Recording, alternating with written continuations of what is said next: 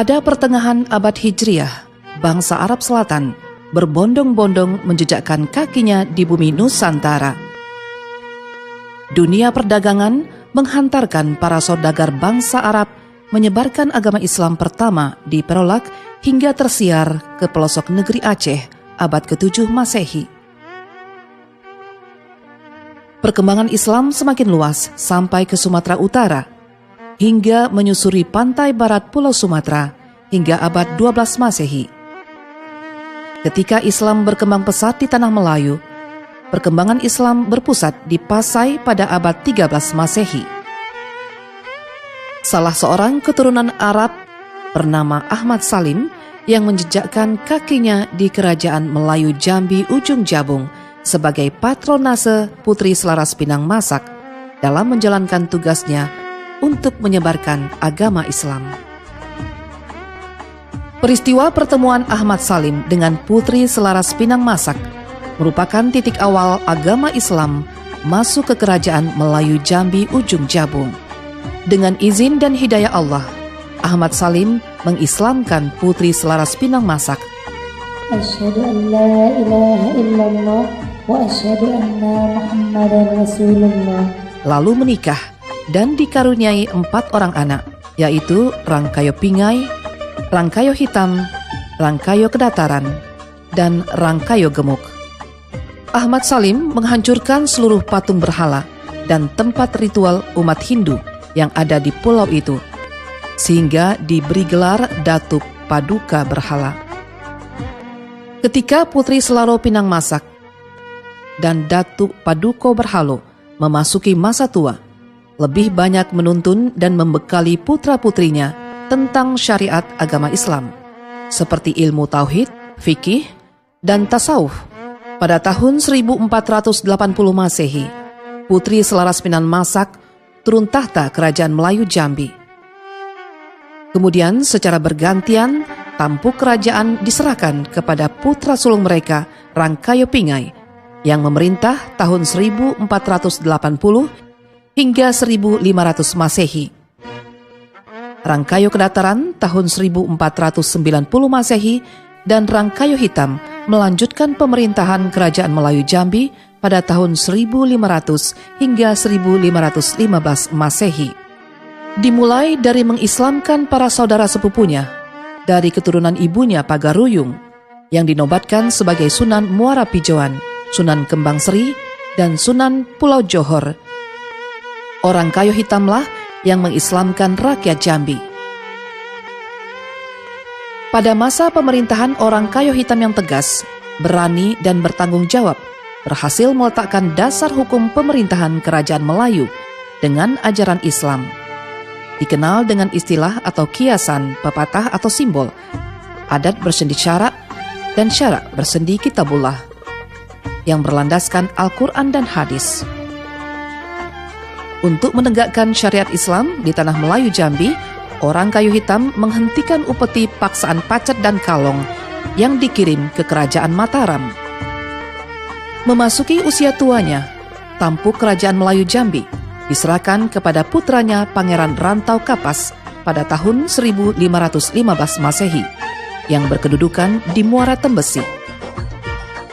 Pada tahun 1616 Masehi, berdirilah pemerintahan Islam pertama di Tanah Melayu Jambi, diperintah Sultan Abdul Qohar. Dia melakukan perdagangan lada di Jambi dan melibatkan para sultan dan para ulama. Pemerintahan Sultan Abdul Qohar berakhir pada tahun 1643 Masehi dan pemerintahan Kerajaan Melayu Jambi dilanjutkan Sultan Culif Ingo Logo Rajo Batu pada tahun 1700 Masehi. Seorang keturunan Tionghoa Muslim bernama Sintai melakukan kerjasama dengan para sultan. Salah seorang sultan tertarik dengan keberadaannya, lalu menjadikannya sebagai menantu. Sintai diberi gelar datuk. Dari pernikahannya, Sintai dikaruniai seorang putri bernama Siti Fatimah dengan panggilan kecilnya Siin dengan gelar Nyai Resik. VOC Belanda ingin menguasai perdagangan Kesultanan Melayu Jambi. Politik adu domba yang mereka jalankan merambah ke dalam Keraton Kesultanan Melayu Jambi. Keadaan sudah tidak kondusif. Hubungan antara Sultan meruncing. Kondisi ini membuat Datuk Sintai dan keluarganya meninggalkan istana keraton menggunakan perahu kecil menuju Kampung Pucung seberang Jambi. Datuk Sintai menetap dan bermukim bersama keluarganya.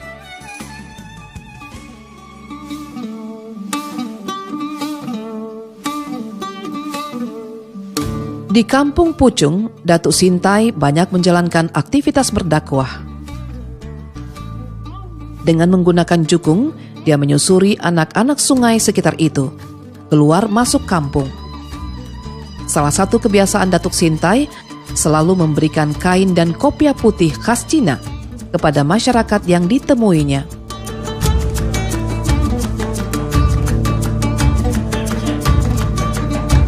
Kehadiran Datuk Sintai di Kampung Pucung seberang Jambi pada tahun 1708 Masehi dikenal sebagai Kampung Pacinan.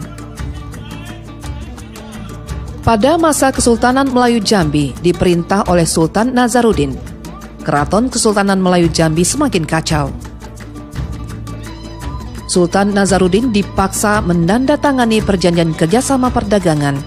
Aktivitas perdagangan kini dikuasai VOC Belanda.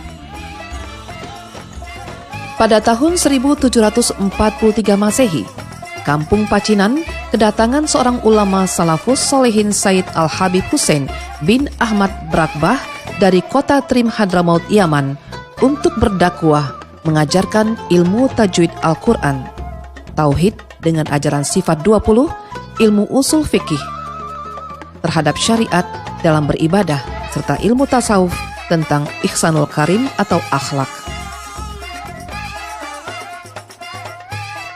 Kagum dengan penguasaan ilmunya, serta sikap perilaku yang santun, Datuk Sintai tertarik untuk menikahkan Husein Brakbah dengan putrinya Siti Fatimah binti Datuk Sintai dan dikaruniai seorang anak bernama Said Qasim Brakbah. Setelah menamatkan pengajian dengan Husein Brakbah, para murid mulai beranjak tua dan dalam kondisi tersebut menurunkan ilmu yang diperoleh pada anak mereka masing-masing.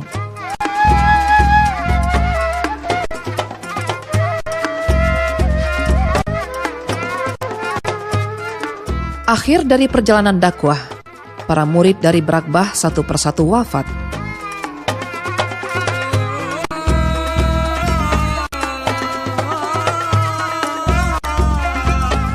Langgar Putih Kampung Tengah yang dibangun Khatib bin Mas'ud pada tahun 1865 Masehi digunakan Abdul Majid bin Muhammad Yusuf untuk memulai pengajian pertama dalam rangka melanjutkan syiar Islam.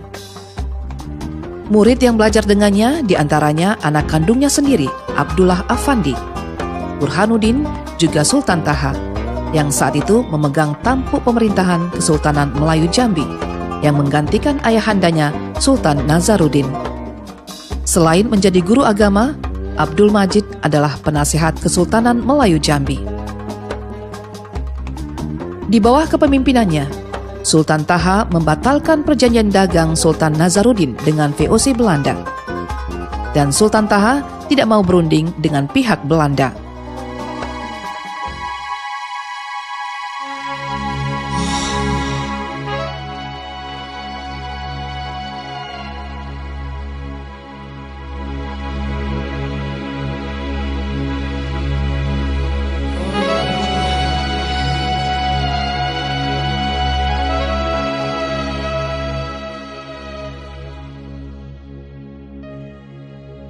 Belanda terus memburu dan menteror tempat pengajian Abdul Majid, sehingga pengajian dipindahkan ke dalam hutan dan berlangsung selama 2 tahun.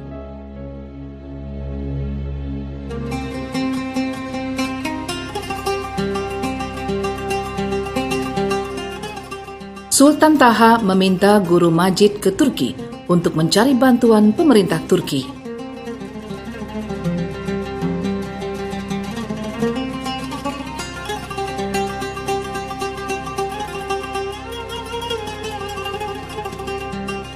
Abdul Majid dan rombongan sampai di Turki.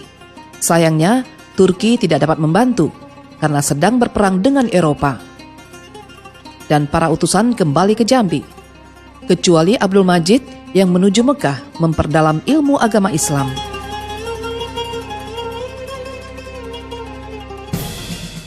Tahun 1904 Masehi, dikabarkan Sultan Taha wafat ditembak Belanda pada serangan dini hari.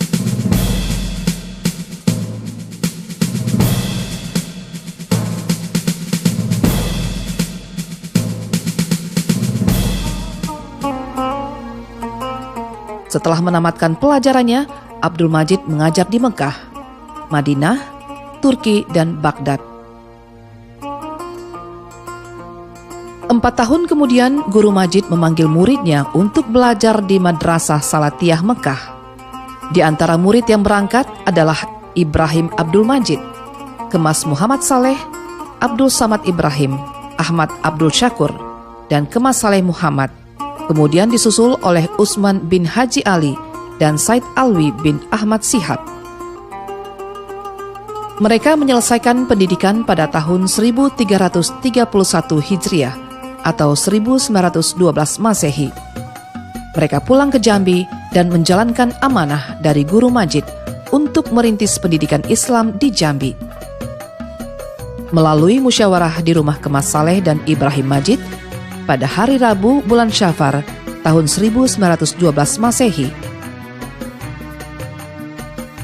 tercapai kesepakatan untuk membangun tempat belajar dengan mendirikan 3 unit rumah kutab dan 1 madrasah. Rumah kutab Al-Jauharen didirikan oleh Tuan Guru Haji Usman Ali. Rumah kutab Saadatul Daren didirikan oleh Kiai Haji Ahmad bin Abdul Syakur. Abdul Syakur dikenal dengan Guru Gemuk atau Guru Tomok. Rumah Kutab Nurul Islam didirikan oleh Tuan Guru Haji Kemas Muhammad Saleh bin Haji Kemas Muhammad Yasir. Madrasah Nurul Iman didirikan oleh Tuan Guru Haji Ibrahim Abdul Majid. Pendidikan Islam di Jambi berada di bawah panji Kerukunan Samaratul Insan untuk mencetak ulama yang berkualitas.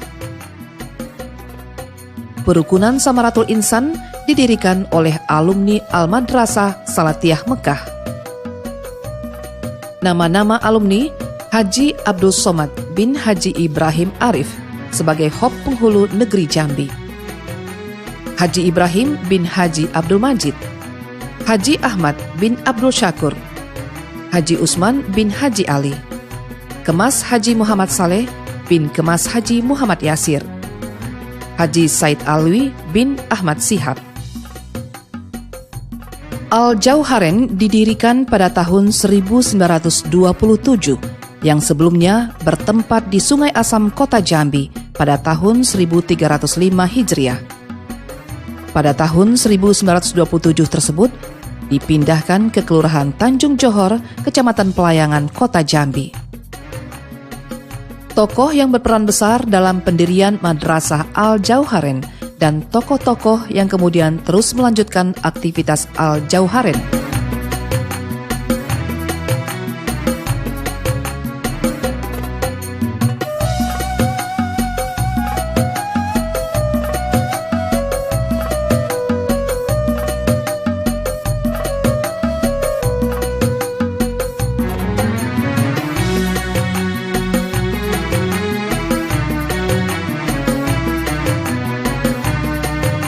Madrasah Saadatul Daren berdiri pada tahun 1915 Masehi, didirikan oleh Kiai Haji Ahmad Syukur dan sekaligus menjabat sebagai mudir atau pimpinan pada madrasah tersebut.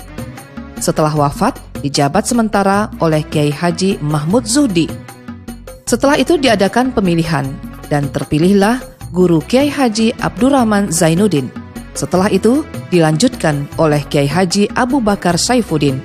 Setelah meninggal, terpilihlah Guru Kiai Haji M. Zuhdi.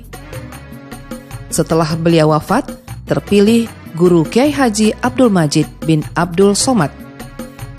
Karena ada masalah intern pada masa itu, maka Guru Kiai Haji Abdul Majid diganti oleh Guru Kiai Haji Abdullah Syargawi sebelum tahun 1950. Setelah kembalinya dari Mekah, Guru Kiai Haji Jadawi bin Kiai Haji Abu Bakar Saifuddin diserahkan pimpinan Saadatul Darain selama lebih kurang 30 tahun. Kemudian wafat dan terpilih kembali Guru Kiai Haji Zaini bin Haji Abdul Qadir. Kemudian Guru Kiai Haji Zaini bin Abdul Qadir menyerahkan mudir kepada Guru Kiai Haji Abdul Qadir Mahyidin. Juga kemudian mengundurkan diri dan diserahkan kepada Guru Kiai Haji Helmi bin Abdul Majid sampai sekarang. Tokoh-tokoh Saadatul Darain.